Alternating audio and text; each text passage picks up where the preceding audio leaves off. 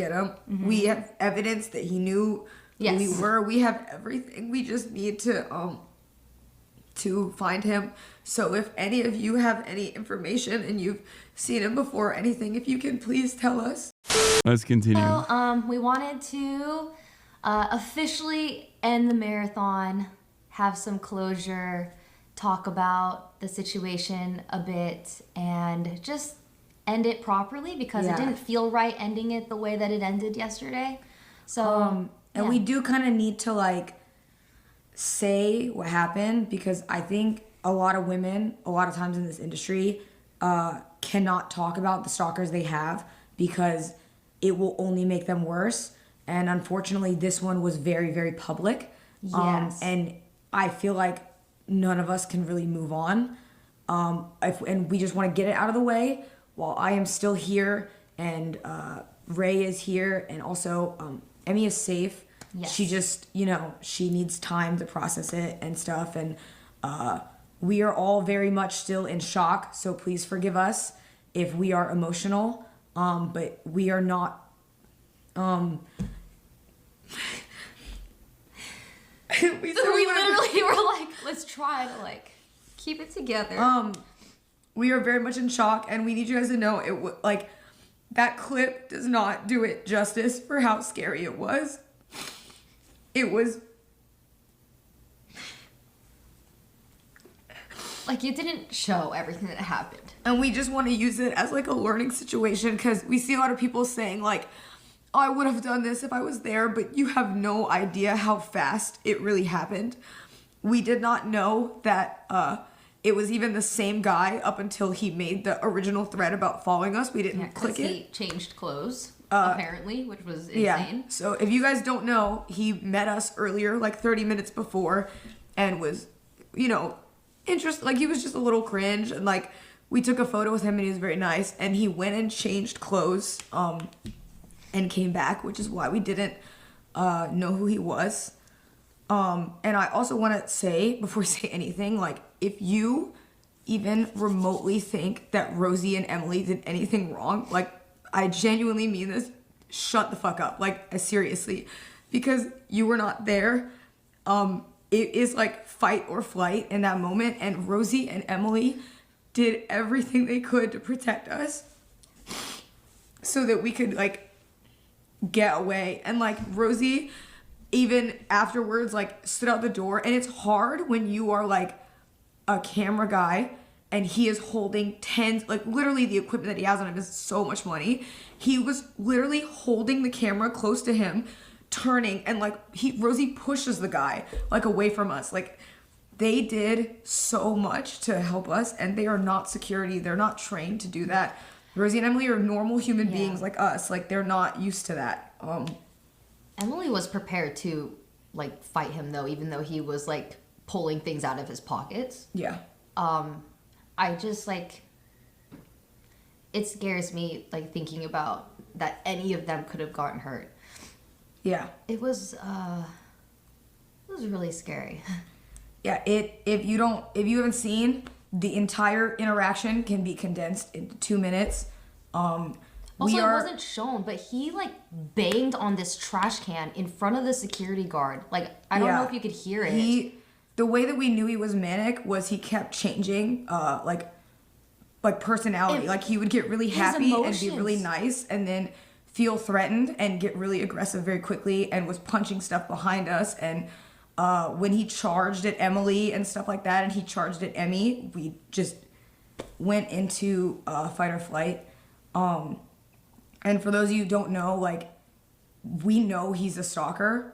He pulled up, when he was behind us, he pulled up Emmy's TikToks. Yeah, he was watching. And was watching her TikToks and like looking up and like, and just like staring at us.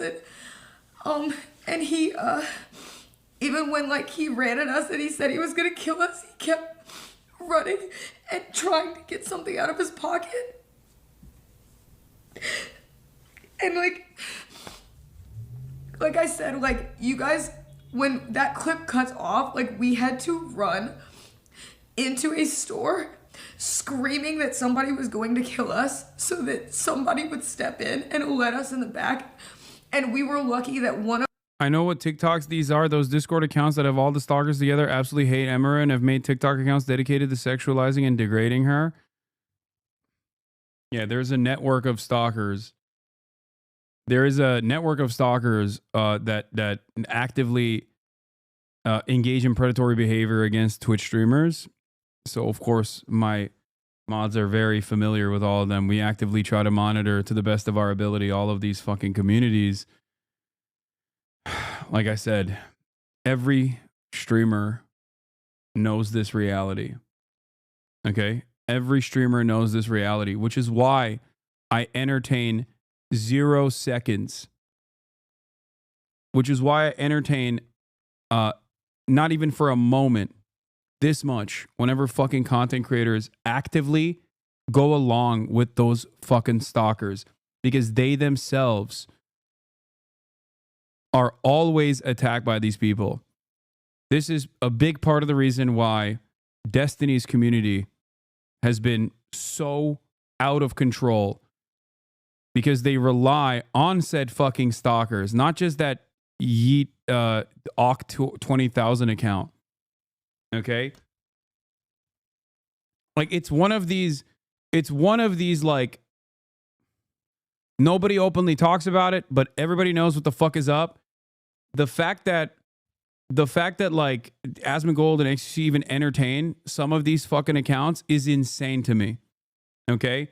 I know that Destiny has made a career out of basically behaving like those guys, but the fact that Asmongold and XQC, who are also actively fucking doxxed and harassed and stalked and swatted, would also engage in these people, engage with these people, the people that actively work with these stalkers, is psychotic.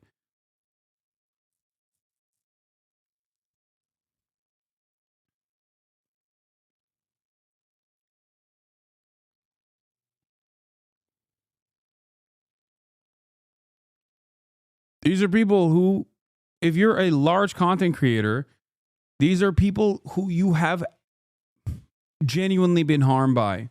People exactly like this.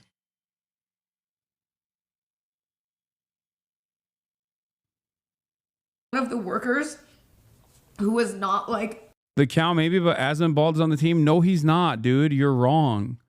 You're fucking wrong. I don't think you understand. No. Okay? No, you're absolutely wrong. If you think Asmongold does not get harmed by these fucking people, you are delusional. There is not a single content creator, Destiny himself too. There's not a single fucking content creator that does not actively get stalked. Okay? There is not a single one. This is behind closed doors, a known reality. The worst part about it is there are some streamers who also entertain it or engage with it, okay? And people know who those streamers are and who those communities are. That's why they don't talk about those communities and those streamers.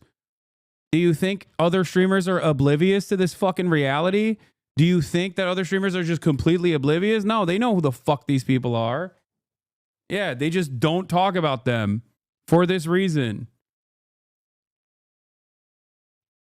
They don't want an endless sea of hatred and brigading and active stalking to come in their direction.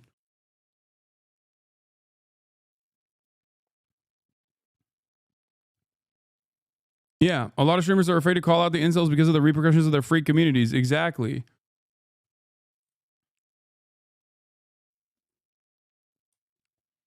And it doesn't matter how big you are. That's why I was so mad at Twitch, at TwitchCon, when they just like let in a bunch of fucking weirdos, like kick streamers and shit. Okay? A lot of those guys went to kick. A lot of their fan bases also went to kick.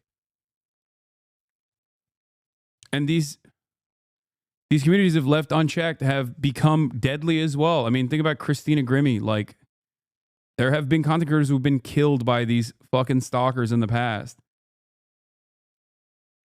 And in the United States of America, there's virtually no repercussions whatsoever. Yes, Ice Poseidon style communities, exactly.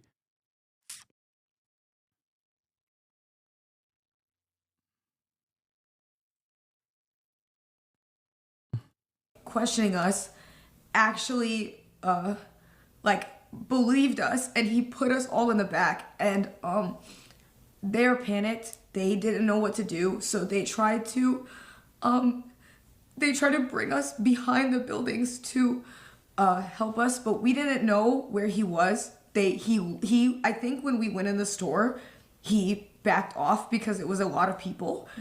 And so we don't know where he was.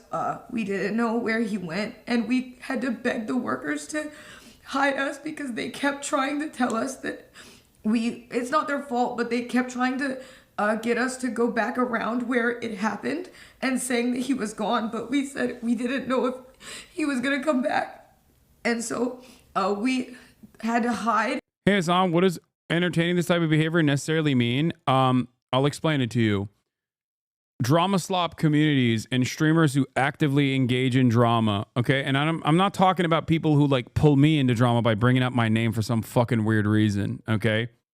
But streamers who from the outside actively talk about other people's drama and choose to take sides on said drama, people like Keemstar, these are people who thrive off of the toxicity and the negative energy brought about to whoever they have in their crosshairs. And that's where a lot of these fucking losers congregate. Okay?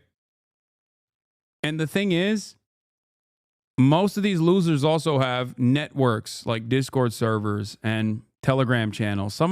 A big chunk of them are in here right now, most likely. Okay? Talking about how sick it is. Yeah. But if you think that like other streamers, exactly, if you think that these other streamers fucking randomly find these clips and shit, you're delusional. No, they get it directly from people who cyberstalk streamers. They go into people's chats. They come into my chat too. They do it all the time. They make a million different sock accounts all the fucking time. This is what they get off on. Lol cowing is what it's called. So any community that hyper focuses on, doing lolcow shit will inevitably have these fucking losers all up and down their community. It becomes an incredibly toxic space. Yes. That's what the concept of lolcow is, a cow that you farm for the lulls. It was initially relegated to forums. There are prominent examples of this stuff, like Chris Chan, I think. There's Dark Side Phil, Boogie 1488. Those are some of the people that have become lol cows. Okay? Some people lean into it. And then it's reposted by Yoxix and accounts alike on Twitter and boosted by Drama Alert. Exactly. Some people decide, well, I'll make money any way I can, and then they lean into it. They become the lol cow. Yeah, World of T-Shirts is a TikTok example. I don't know who Daniel Larson is, but yeah, World of T-Shirts is like the example that exists on TikTok. And the people that love this shit, the people that get a tremendous amount of enjoyment out of this stuff, are some of the saddest people you've ever met in your entire lives. You probably never met them because they rarely ever go outside. But they do have a lot of impact online because you can do a lot without leaving your house. Oh, Daniel Larson is World of T-Shirts? Okay.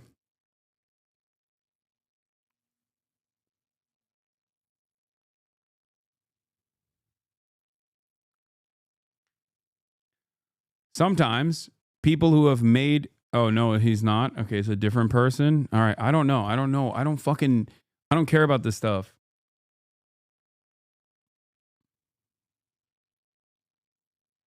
But my point is, streamers that actively egg this stuff on do it knowingly. Okay, even if they themselves are victim to this kind of stalking, and nobody deserves it. Okay, they knowingly egg this on. They knowingly normalize it, and they make money off of it. Okay, it's completely unacceptable. It's total freak shit. In a shed for 15 minutes until the cops came.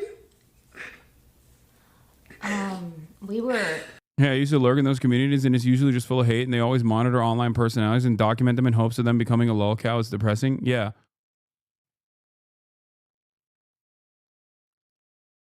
Straight up. And Twitter has certainly made it worse. It's people who are very sad. People who are incredibly sad themselves, who never really go outside. So they actively try to make other people's lives worse in order to feel like they have a sense of control over their own. It's a failure, but I think that is the reason why people do it. It was terrifying leaving because we didn't know if he was still around or if he changed. We didn't know where he was. He's still out there, but I am investing as much as I can to find this guy. If you have any information on this man, I would like it. We're going to find him, and I'm going to do everything I can to get this guy. So yeah, we are trying to do everything so we can get him. Mm-hmm. We have evidence that he knew who we were. We have everything. We just need to find him. So if any of you have any information and you've seen him before or anything, if you can please tell us so we will know, because it's hard sometimes, like when the cops have to go off stuff like that, and I know that it's a lot, but it would help us a lot if anybody has anything. Mm-hmm. We are right after this, we're gonna go to the police station. Yeah, and we are going to file reports and take it from there. So, and I want to say again, like we are all in shock. I don't saw a lot of people saying like, well, did he actually have a weapon and da-da-da, but like when somebody is running at you or even walking towards you, when a stranger says he's going I'm gonna kill you, and he's getting aggressive and he's banging on the trash can, and he goes from smiling to looking really serious and charging at us, like he put his stuff on the ground to fist fight Emily. I'm not joking when I say like it escalated so quickly. There is nothing that anybody could have done. It happened so fast, and like you guys did not see all of it. It is like, I am in hindsight very thankful that we were in the area that we were and that we were able to go into the store, because I think if we had been anywhere else on the pier, it would have been a very different situation. Because when you walk down, and if we would have been going into like the parking garage or anything, we would have had nobody. So at least we ran into that worker who like, dude, look, you want to know how freak-like people are? Here. Like, while we're talking about this shit,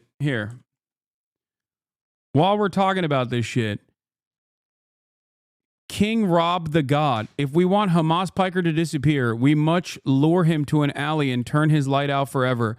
Oh yeah, I'm supposed to say in Minecraft ... right? Like, you're not going to do that, man. You're not. Also, get a fucking life. You have a child. What the fuck is wrong with you, dude? Are you okay? You have a kid in your profile picture, and this is the way you're presenting yourself.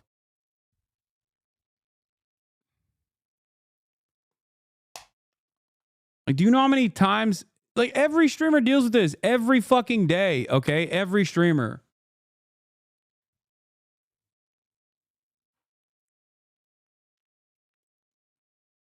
Why does this shit always happen right after Asman puts out a new YouTube vid? It's like clockwork. Every fucking day, dude. Every day Asman Gold makes a YouTube video, turns around and says like Hasan is a Nazi or Hasan is a bad guy, he's a radical. The fucking rest of the day, we ban hundreds of accounts coming in and being like, HasanPiker, I'm gonna find you and kill your ass, or whatever the fuck. Like, Apparently the Discords are already talking about them now. I know.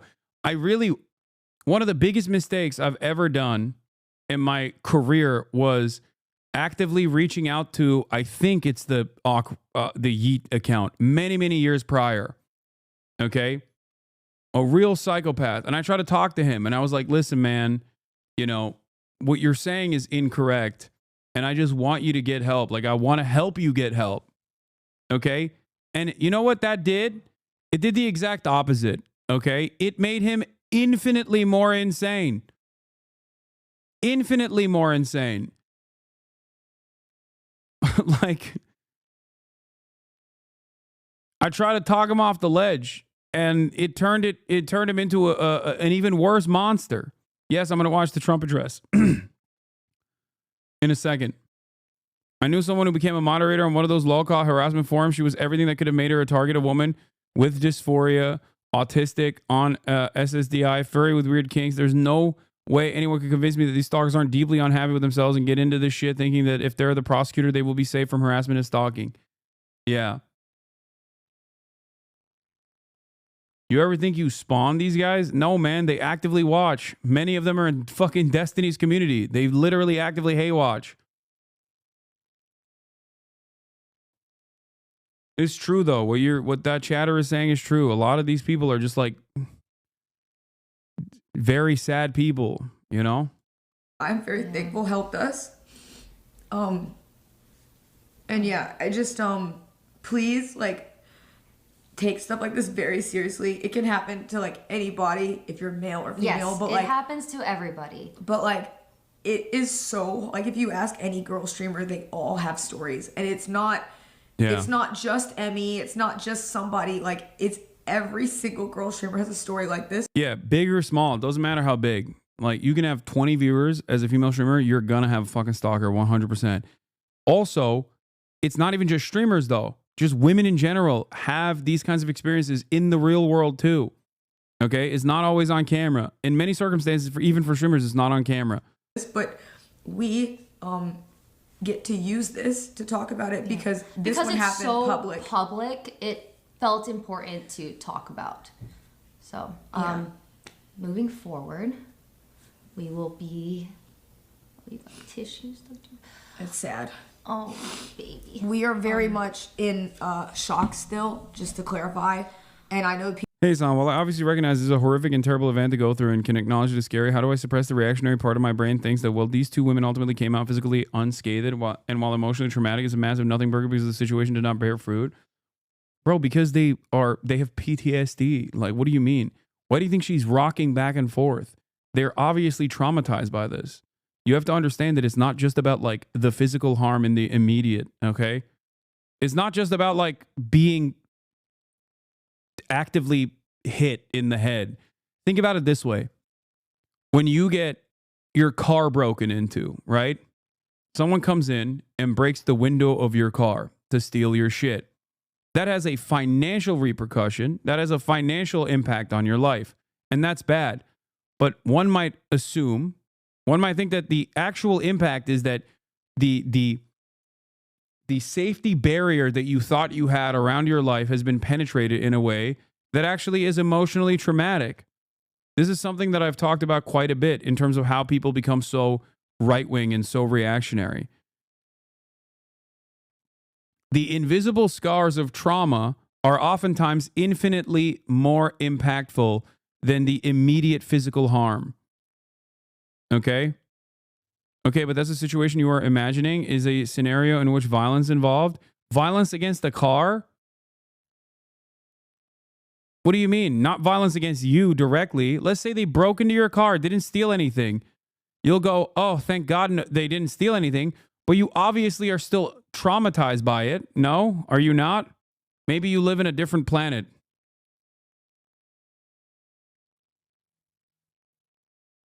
Yeah.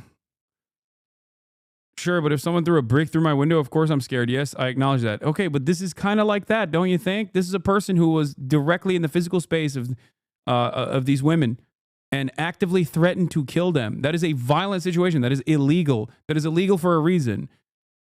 Man threatened to end the lives of people. Hello?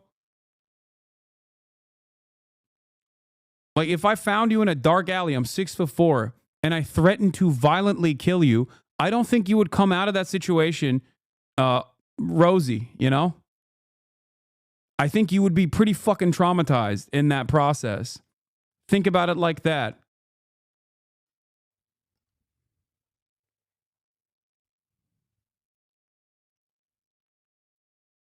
K-word banned again? Okay, guys, stop. Come on.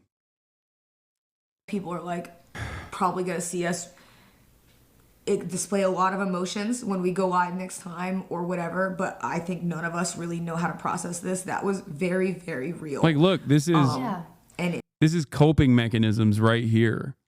Like rocking back and forth like this. Okay? That right there is trauma. And for the people that are like trying to psychoanalyze and like say that it was fake, fuck you. Like yeah. Also, people when you're okay. Yeah, I know. Yeah, I know. Yeah. The other thing is those people are just gonna do that. Yeah. But you know, it is what it is. Sometimes people laugh when they're nervous. Sometimes people laugh when it's awkward. I definitely get that way, especially in an uncomfortable situation live on stream. Yes. It happens. People process things differently, and we're gonna get through this, and we will be much safer. It's self-soothing behavior. Sorry. Next time. And like we said, like, you know, this is not like just a random cringe viewer. Like whether or not he walked at us, ran at us, it doesn't matter. When you have a stranger like that who is holding photos of you in their hand and doing what he did and saying like, I'm gonna fucking kill you, that is like, and he charges at you. It is like, to be treated. You take it seriously. I mean, you guys can see it in the video. He charged at us. It is an attempt on our life, and like we are taking it very seriously. Mm-hmm. And please, you know, if you are like a female streamer, a lot of my friends are like guys that go stream. Like, I never thought that like, I knew it could happen, but you always think that you know what you'll do in that situation, and when you're in it, it is very different. It's easy to say what you would have done in the situation, but when you are having your life threatened and you are in fight or flight, we are not going to wait around to see what he had in his pocket. You're just going to run because there's a guy saying he's going to kill you and reaching for your pocket. Like, that's not an unreasonable thing to think. And like Rosie, Emily, me, Emmy, and Ray did the best that we could for the situation that we were in.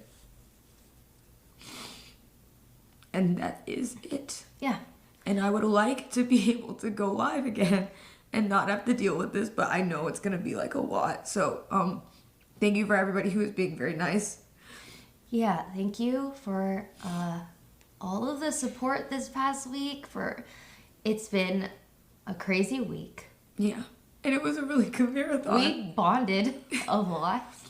And it sucks that a marathon that... Also, Denims said that her and other female streamers would experience similar things like this prior to Twitch, with the parasocial dynamic of streaming turns everything up to 11. Yeah, absolutely. 100%. Was to highlight women streamers and like us do stuff together is unfortunately like ending off on something that is one of the worst things that can happen to a female streamer. And we are very thankful that it did not end with one of us getting seriously hurt. And thank you to both Rosie and Emily.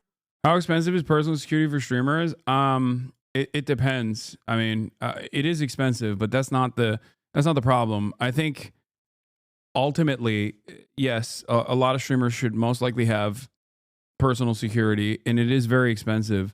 But in this situation, like, there's no reason to even bring that up, because obviously the real problem here is the fucking freak. Okay, the notion that we should just be like, well, you know, shit happens, we just have to pay for, you know, streamers should just basically pay for security is insane. All right, like, that's crazy.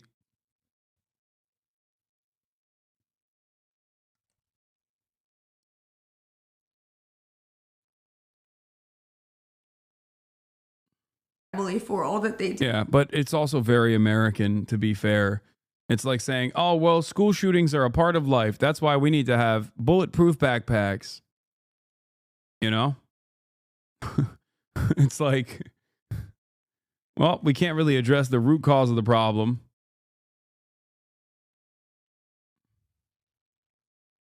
Did during the marathon because they help so much and they've been not sleeping. Also, Fizz is right. Even if you consider that a solution for streamers, what about the women who aren't streamers that have this happen to them? Exactly. What are they supposed to do, you know? We've been doing so much to make it as fun as we could, and it's unfortunate that it has to end like this. It is crazy though, because America is a PvP unlocked server at all times. And it's wild because like even a place like the Santa Monica Pier, where you are surrounded by other people, where you're surrounded by, you know, security guards in general, and it can still happen. Even if it's on camera, it can still happen. It's insane. But we said that we bonded a lot because I don't think you can not bond over trauma. So, you know, we will get through this. Yeah. I think that's enough. I'm going to move on to the address in a second. All right. There was many, many good moments this past week. Last night was not one of them, but I hope it was a learning experience for other streamers, whether you're male, female, whatever. It is very dangerous, okay? Yeah. It only takes one person, okay? Yeah. So be careful, learn from this, and that's it. And we love you guys very much, and thank you for everything and watching, because we had a lot of fun through all the bullshit and the scrutiny and the shitty people on Twitter.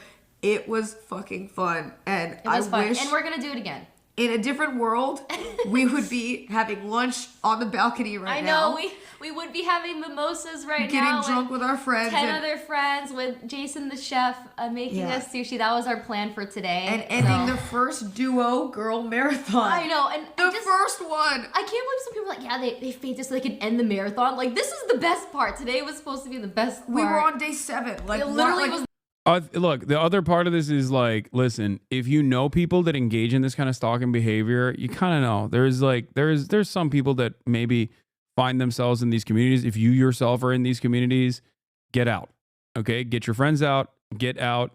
Don't go to these places. Try to cut yourself off from these places.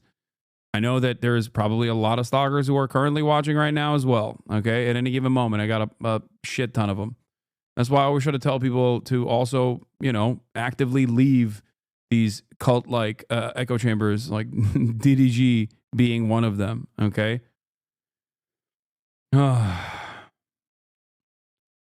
Be normal. Focus on hobbies. Engage in some kind of impulse control. Because these spaces are actively making you worse, okay? They're making you a worse person overall. You can get out. It's never too late. It is never too late. All right, where's the speech? Where's the Trump speech?